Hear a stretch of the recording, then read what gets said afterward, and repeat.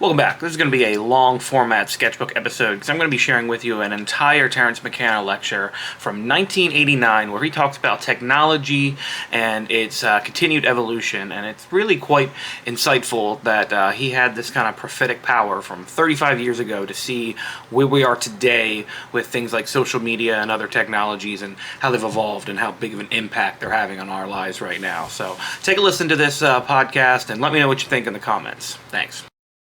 So I can talk endlessly, but I hope with this many people in the room, people arrived with some kind of an agenda. With only 3 brief nights here, we'll have to cut to the chase.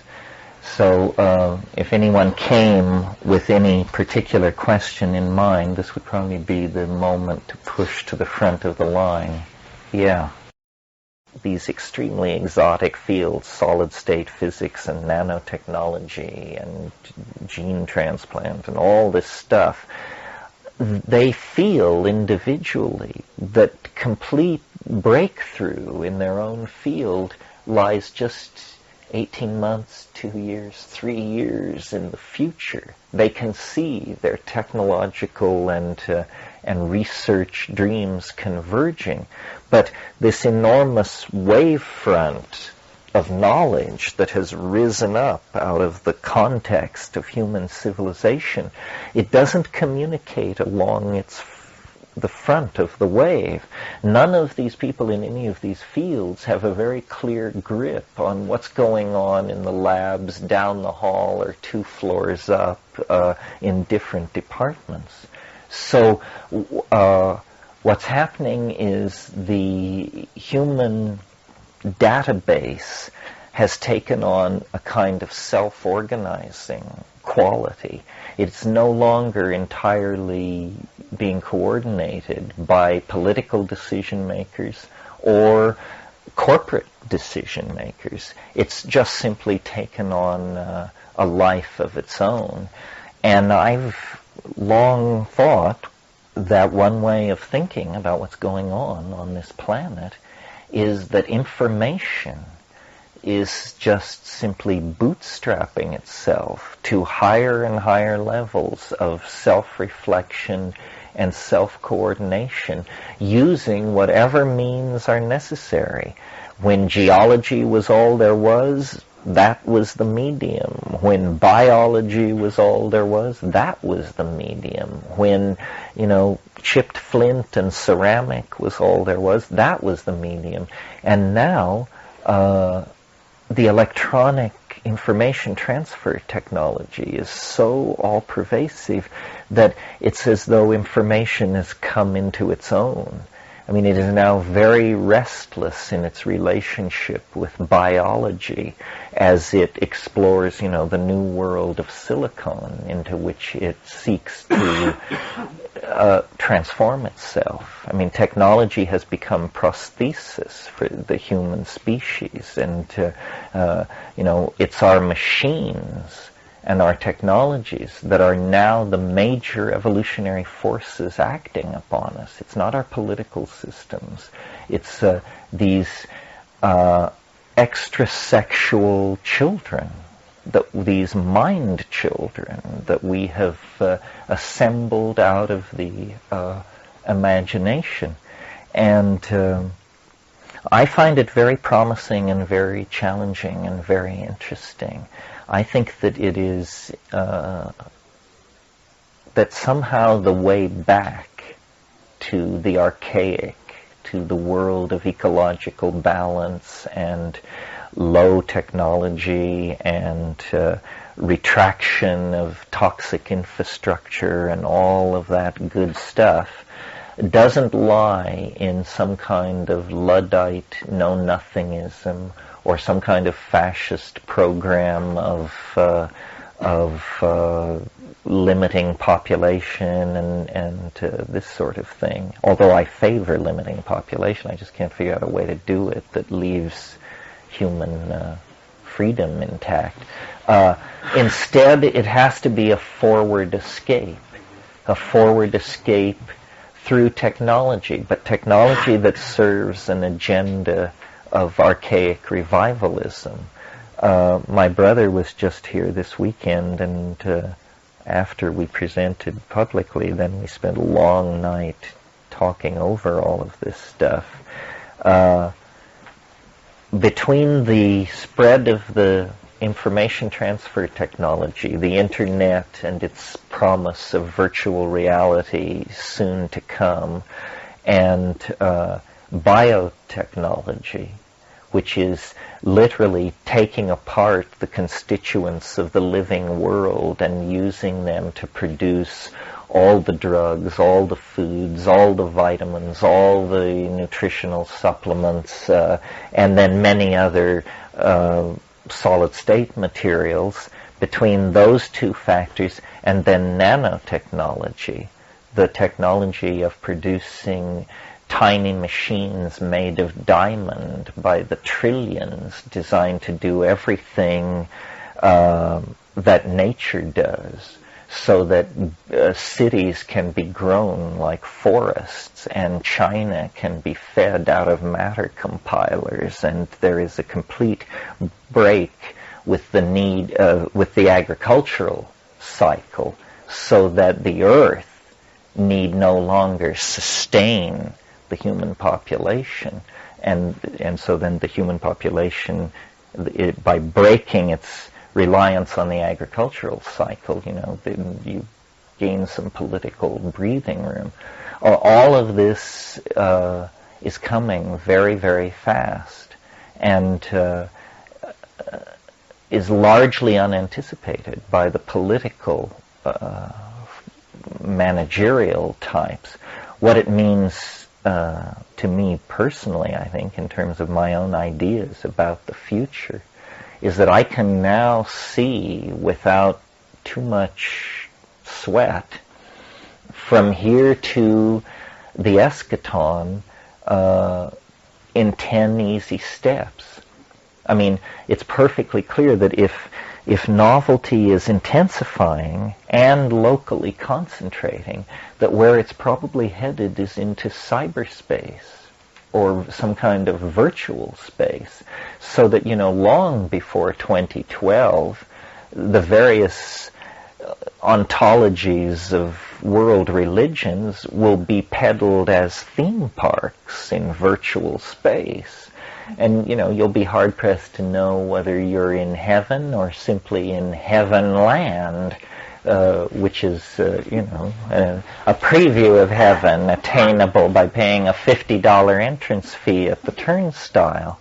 This is going to make it very difficult for all my predictions to be put in context, because they will be both true and untrue. Everything will come true in cyberspace. That's the whole idea. What cyberspace is, on one level, it's simply the human imagination vivified, hardwired. What we're doing furiously, as fast as we can, is exteriorizing the human nervous system into a global organism of some sort, in which has a weird kind of Husserlian intersubjectivity about it. It is neither subjective nor objective. We are subjective nodes embedded in this domain of technologically created intersubjectivity between other human beings and machines. And what's happening is a lot of people are being left behind, or without even realizing it, are just opting out and saying, I can't handle it, it's too much to think about, I think I'll see what's on daytime TV, or I'll buy a newspaper, or I'll walk in the park, to attempt to maintain the illusion that, things are as they are. Things aren't as they are. Things have already become as they will be. The future is now not ahead of us. We're there. We're there. And the only question is, where do you position yourself now in this multidimensional matrix?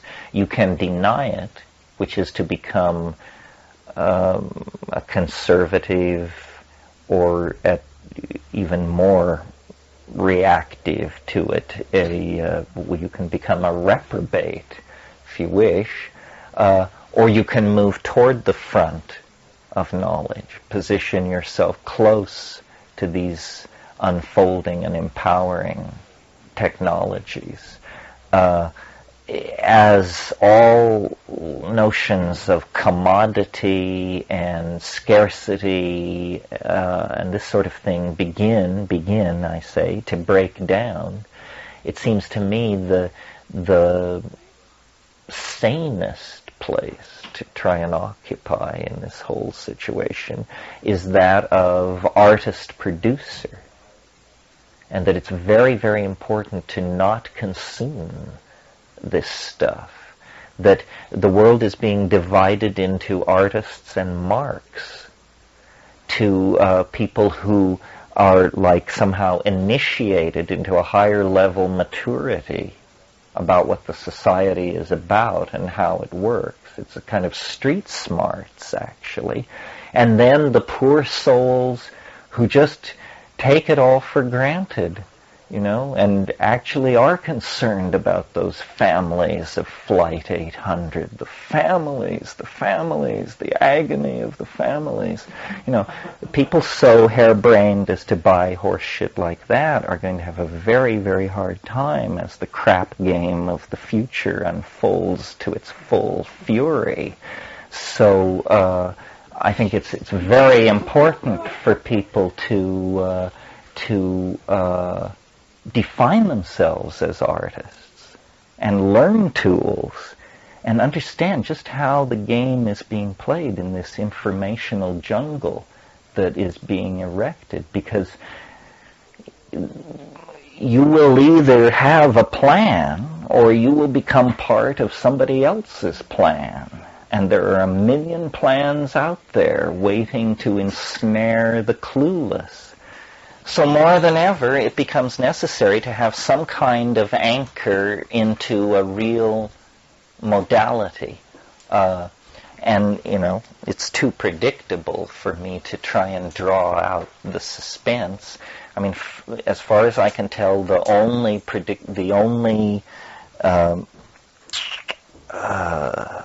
place where we can touch the earth in this evolving situation is through our bodies into feeling by any means necessary. And that would certainly include psychedelics.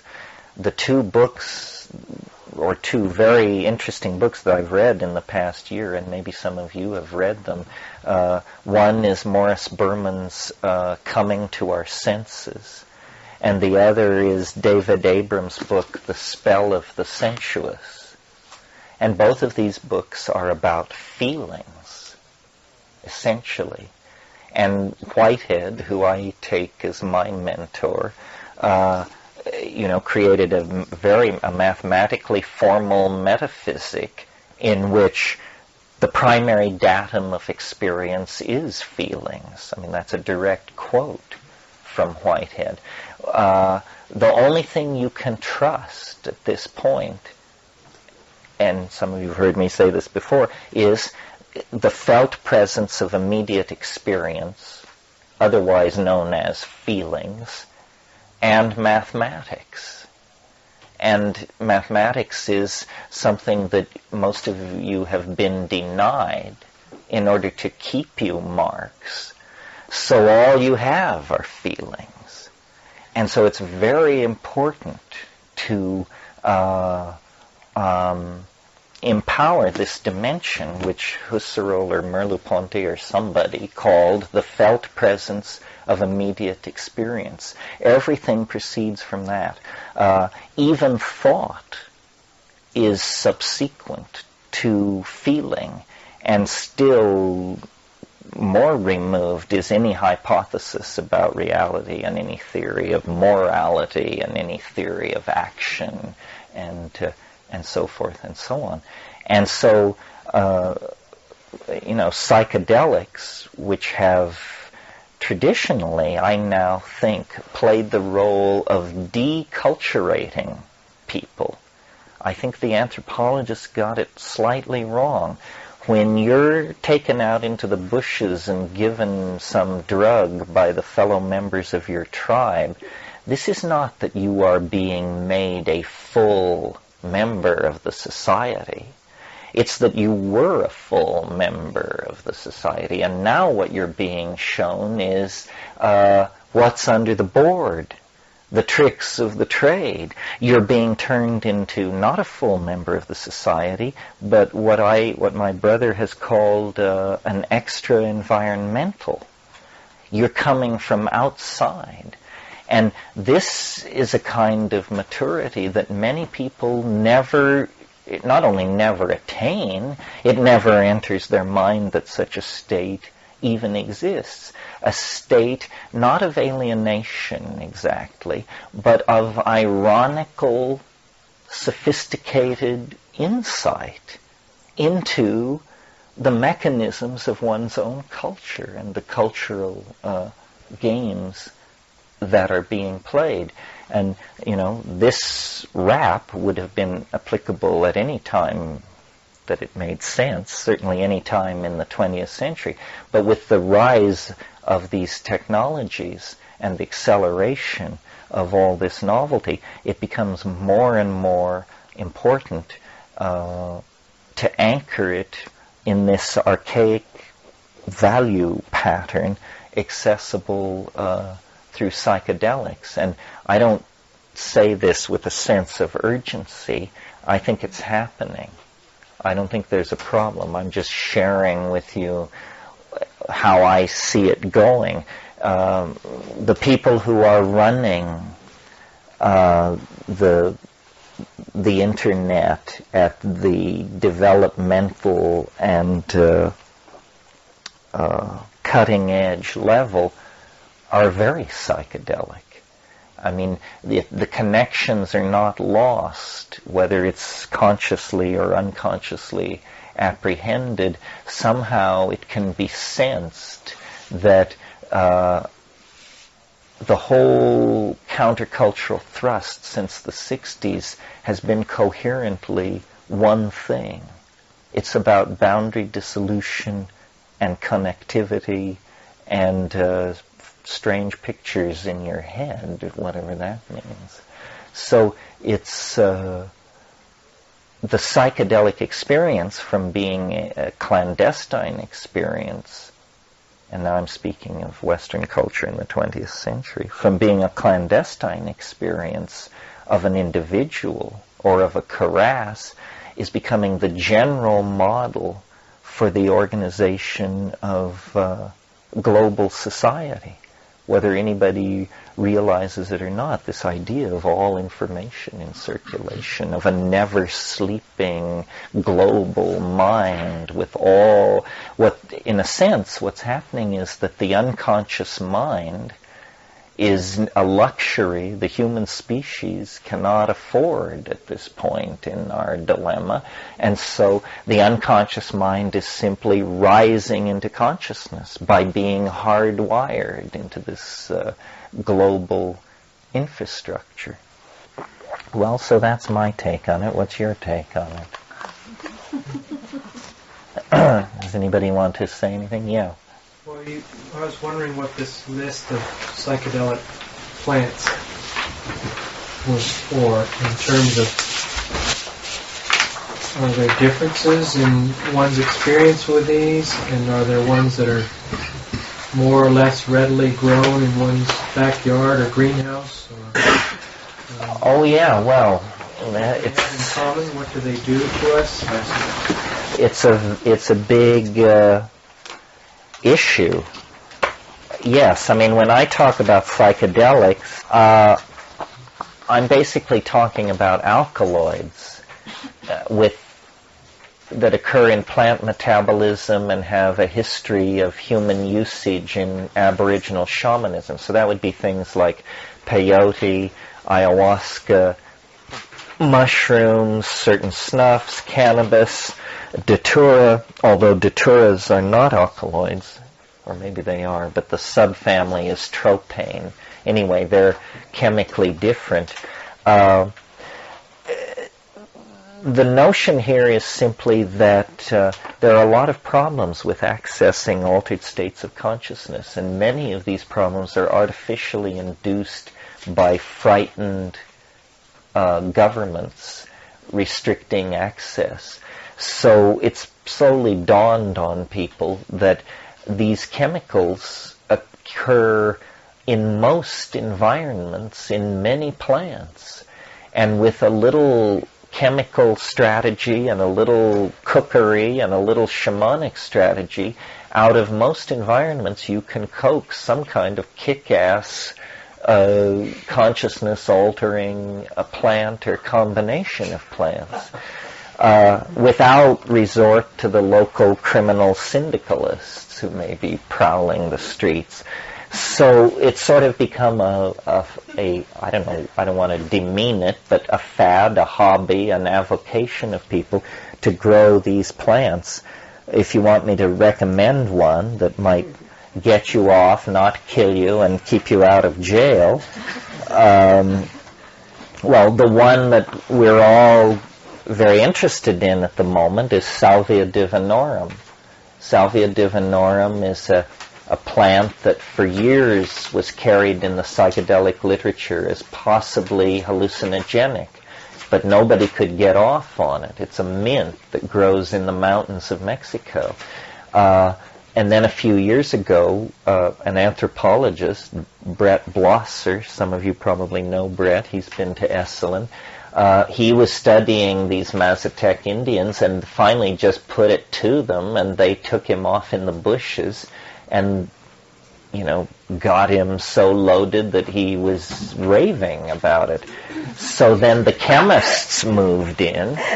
The chemists had visited the situation before, but with a simple alkaloid test. You have this thing called Dragendorf's reagent, and you mash it up with a plant, and if it turns color, it's got alkaloids. Well, you do this in the field. Well, they had tested Salvia divinorum, and it was negative for alkaloids, so having never encountered a psychedelic that wasn't an alkaloid, they felt confident in rejecting it. Once these reports began to come in, they went back through, and in fact it was an underground chemist. I'm not sure he wants his name stated, but anyway, again, someone a frequent visitor to Esalen. And he went back and with quite simple procedures, lo and behold, out comes a crystalline white powder. And he, following the famous example of Albert Hoffman with LSD, that you should start 100 times smaller than you think is where the action is, he smoked 1 milligram, 1,000 mics. I mean, that's a grain of salt of this stuff, and, completely lost it. And so then he went back and discovered that years previously there had been analysis done on this plant, and that a compound called alpha-salvinorin had been isolated and characterized, but never given to test animals or human beings. So he sent for a chromatographic standard of this compound, and immediately smoked it up upon arrival.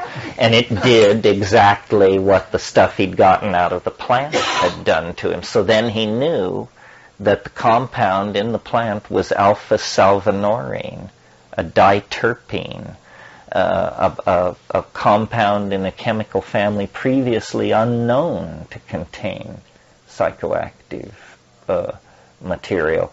And word spread, and people smoke this, roll bombers out of the dried leaves, put quids of the fresh leaves in their mouths, and then in some vanishingly small few cases of the truly intrepid, people have extracted the stuff to crystal and smoked it. I don't urge you to do that. I mean, 500 micrograms of this stuff. This is the first compound found in nature active at that range. I mean, LSD is active at 500 micrograms, but it was thought for decades to be the only drug active at that range.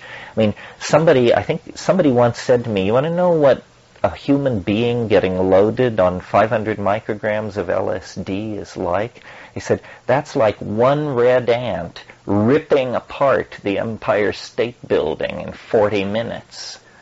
You know, I mean, it's dramatic that such a little bit of material can do what it does. Well, this stuff in Salvia divinorum is in the ballpark, definitely. And, DMT test pilots return white-knuckled and ashen from whatever it is that lies on the other side of this stuff. As a plant, the good news is it's easy to grow. It's easy to grow enough to take. It's not illegal. It is not illegal to grow, extract, transport, advocate, use in therapy. It's just simply not illegal in any way. It'll be very interesting to see how the establishment handles this particular compound, because this is not the 1960s when you can just, the way the drug laws are written, for something to be made illegal at the pleasure of the Attorney General or someone like that, it has to be a structural near relative of an already illegal compound. And this isn't. This isn't. So the only way this stuff could be made illegal is for scientific evidence to be brought into court that there's something wrong with it. And causing hallucinations at this point I don't think is enough. There has to be some physical toxicity or some demonstrable public health problem, or this will probably get through. I think really what salvia means, and then there are others I could talk about, but this isn't a psychobotany gathering, or maybe it is. But I think what all this means is that the drug laws are not going to be repealed. They're just simply going to become irrelevant because there are so many loopholes, chemical exceptions, local sources of every illegal thing. I mean, take DMT, for example. DMT is a Schedule I drug, heavily controlled, but since all those laws were passed, it's come to be realized that every human being has it in them. Well, so you're holding. You are potentially arrestable for holding and transporting a Schedule I drug. Well, then that's obviously absurd, but on the other hand, the law has never been fought on those grounds. So ayahuasca is a perfect example. In a sense, ayahuasca is not a drug because everything in it that is working occurs in the human body anyway, just in smaller amounts and in a different ratio. So, unless we propose to make human brains illegal, which, I'm sure there are some people who would line up for that with great enthusiasm, but I think that's Buchanan's 17% that we just have to put up with. Most people realize, I think, that the chemistry of consciousness and the chemistry of nature are co-evolved and equally complex, and the place where one stops and the other begins is a fool's game. So if any of you are interested, salvia, it's easy to sit here. I mean, talking about psychedelics is very, very, very, very different from taking psychedelics. It's all very well to listen to me spiel my spiel, but the most important thing you could possibly do is actually somehow contort the contents of this evening to the point where it got you loaded. And that's probably best approached legally, safely, horticulturally, humbly, through Salvia divinorum. How long does that experience last? Well, the way I like to do it, people do it different ways. The way I like to do it is I weigh about 35 grams of it, which is quite a pile. and then I remove the vein, the mid-vein of the leaf with my fingernail, just to drop the volume down. And then when it's all done, I have this very nice soft pile of green leaves. And then I roll it up and fold it up and put it in my cheek and lie down where I can see a digital clock. And what I'm waiting for is minute 17 or so. And right around then, you get visual streaming. Purple and chartreuse blobs of light floating past your eyes. This is not the psychedelic experience. It's the prodrome of hallucination. You sometimes see this after orgasm. But in the case of the salvia thing, after 2 or 3 minutes of this, it doesn't go away. Instead, it, moves on to the next level. And this is extremely peculiar, plastic, stretching, folding, machine-like hallucinations. It reminds me, some of you may know, Salvador Dali's painting, Ode to the Revolution No. 5, soft construction in baked beans. Do you know that painting? Yeah. Well, yes, it's like that, and you sort of feel like that. And the hallucinations are very bright. They are not like what I always think when it's happening is, my God, I can't believe this stuff is legal. It actually is working. It's not like it's almost working or sort of working or any of these, with these other horrible legal things. This one works. It works. And it works enough that you actually reach a place with it where you wonder if it's not going to work too much, which tells you just how good it is. Of course, at that point, you're probably at the top of the mountain, just as you begin to have anxiety about, well, how strange will this be? You're probably coming around the corner. And then you come down in about 45 minutes and go to sleep. Total time being? An hour. Mm-hmm. Rather interesting hour. If it didn't taste so bad, I could do it 3 nights a week. In other words, and yet it's I don't know exactly how to explain it. It is absolutely satisfying and very powerful, but it doesn't seem, at that dose, it doesn't seem like it could become a wild horse. At higher doses, the stories begin to get harder to map. And people who fiddle with the pure compound are obviously really intrepid.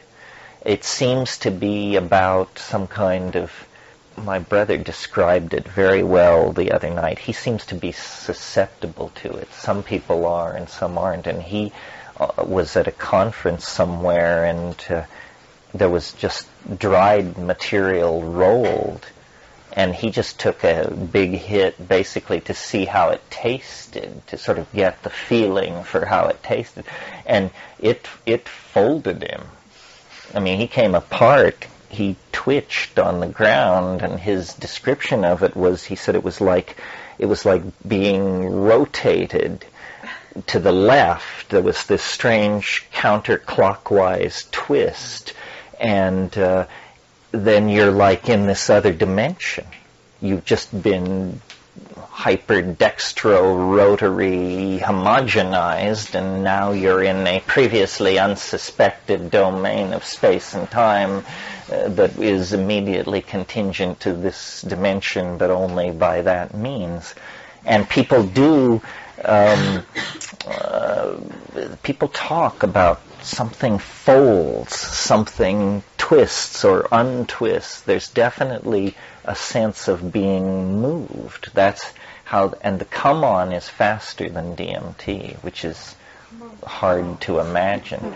I mean, the come on, in fact, is so fast that you sort of discover yourself there. you're waiting for it to come on, and then you realize that for some time it has actually been on, and it was your perceptions that were lagging.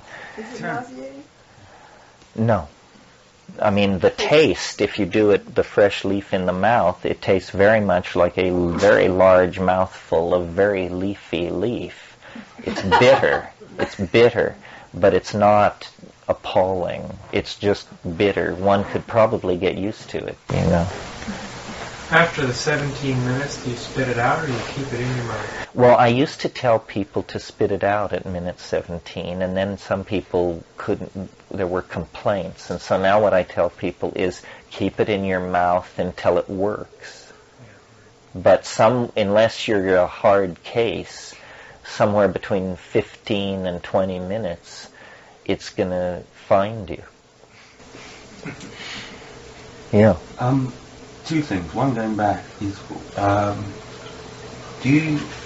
where do you see technology? Do you see technology playing a game in the altered state of consciousness? Or reading about superstring theory and probabilities, etc., and listening to you, I can't help but make this connection of these altered states being shifted into just a slightly less probable place than us being here now. And what is your take on that? Well, first of all, how technology relates to altered states. On a trivial level, not trivial, but on a obvious level, I guess. It's really knitted the community together. I mean, the internet empowers all marginalia, and God knows we're marginal. So the fact that there are these conferences and email lists where people feel free to say anything and to pass on all kinds of botanical, chemical, shamanic information means nobody need now get into trouble through ignorance, because there are vast FAQ files on the net, and if you've gotten some DMT and you're wondering what it does, there's an afternoon's worth of reading on the internet. Gracie and Zarkov take a trip, McKenna meets the basketballs, and on and on and on. So that's very important. But as I said, somewhat pedestrian. The thing that excites me about these informational technologies is I think we're going to be able to use virtual reality to show each other the insides of our own heads. And that this has never been possible. I mean, we know each other by our surfaces and our symbols. We make small mouth noises and we assume we share the same dictionary, and by such rickety infrastructure as this, we build community and understanding. But if everybody worked on the mansion of their soul in cyberspace, and you could invite people in and say, you want to know who I am? I'm not this 6-foot 2-inch piece of meat. That's not it. Here's what it is. Here's my hopes, my dreams, my fears, my past accomplishments, my unfinished projects, my catastrophes. Incredible amount of intimacy, and hence mutual appreciation and empathy. So I think that the whole thing is bandwidth. Bandwidth simply means on one level it means the speed at which information is moved from one point to another, but in experiential terms what bandwidth means is how deep the image is. A telephone call is very low bandwidth.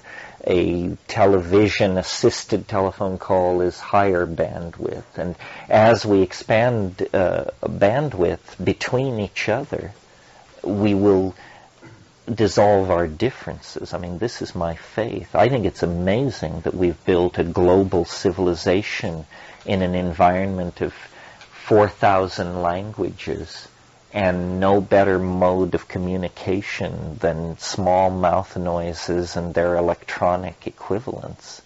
And so we're about to take an enormous leap toward understanding each other. What we will understand, I don't know. A friend of mine who was somewhat speaking ironically, but I think he meant it, said, all decadence is finding out what the neighbors are really doing. That what society is an elaborate structure to keep us believing certain things about each other, which are in fact not true. And that when we find out they're not true, then we're going to have to deal with that. Imagining what these truths might be is food for thought, certainly. So virtual reality, will show each other the inside of our heads and our dreams, and then my own private obsession. I hope we can see simulations of psychedelic states. I mean, this is where all this graphics creativity and three-dimensional graphics power, and because anybody who has taken psychedelics much at all knows that there are realms of beauty in there, more astonishing than the Sistine Chapel or, I don't know, Angel Falls for that matter. I mean, the most beautiful things in the universe are inside the human mind. And, I was trained at one point as an art historian, and if art is the effort to get those mental objects into the shared world of social space, then art has a lot of catching up to do. I mean, the very best art has been a very halting. You discover more art in your own head than the entire canon of Western art since the Renaissance. And who are we? Just ordinary people. So it will be immensely empowering. The question about superstring theory, I don't claim to understand it. I also suspect that fashion now rules the physics department, and it's all changing so quickly. Physics has for 200 years or 150 years, physics was the paradigmatic science. All sciences aspired to be as scientific as physics, because often in physics, theory and experimentally derived values will agree with each other out to 5 or 6 decimal points of measurement. Well, God, in sociology, if you get within 10%, you hail yourself as rigorous. So, and biology sort of falls in between there, but is very sloppy compared to physics. But physics is, once they pushed beyond the Hamiltonian model of the atom and into the domain of the quanta, the phenomena that are encountered are so counterintuitive that nobody knows exactly how to interpret it. I mean, the people who actually do the work of quantum physics on a daily basis work in a pure mathematical language and actually make a considerable effort not to try and think about what does this mean in English, because it means stuff so crazy that you can't even, that it's just so counterintuitive. I mean, for instance, a month ago in Science News they reported what was it, a beryllium atom that they were able to excite into this peculiar quantum state where, as far as any test they could tell, it was in 2 places at one time. Well, was it in 2 places at one time, or is it that English is simply inadequate to say what it was, and this is some kind of deceiving lower dimensional description of it? Non-locality is this phenomenon that was thought so squirrely and improbable that in the 20s, when they formulated the quantum theory, they had two quantum theories on the table in front of them, both giving identical predictions mathematically, but using different assumptions. And one of them had non-locality built into it, and the other had uncertainty built into it. And they thought uncertainty was a smaller outrage to reason than non-locality. So they chose the Heisenberg-Bohr model with this uncertainty principle embedded in it. But now, in the last 5 years, non-locality, which previously was just this, it was sort of a joke that these equations predicted non-locality, but some people thought up experiments to actually test this, and non-locality is as experimentally verifiable as any other phenomenon in the quantum world. And what does it mean? It means that all matter in the universe is somehow connected to all other matter in the universe instantaneously, without subject to the inverse square law or the speed of light. And,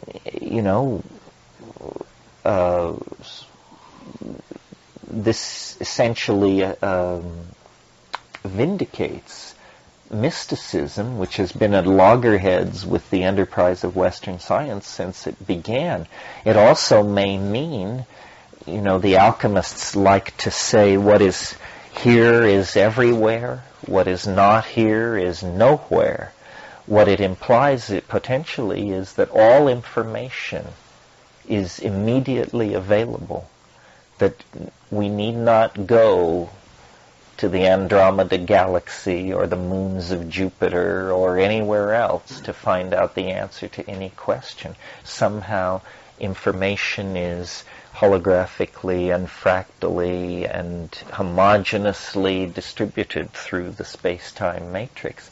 Well, God, if you could get a technology together based on that, it would be the greatest revolution since the birth of human language or something like that. Yeah. I suspect that light is a great enough technology to be able to... Yeah, I suspect so too. One of the things I mentioned, and one of the things... If I have a concern about the machine part or the hard wiring, is that it can take the attention away from the biological, my being able to do that, which may mean needing the help of some other minds and stuff also to be able to kind of reach that. Well, I think technology, the human brain is the god of technological innovation. In other words, we want to do it that way. We want to do it that small, that fast, that neatly. So as technology advances, it's going to look more and more like biology. Nanotechnology, which, as you all probably know, is this evolving technological field where you work with single atoms. You build up things atom by atom. Well, this is how biology does it.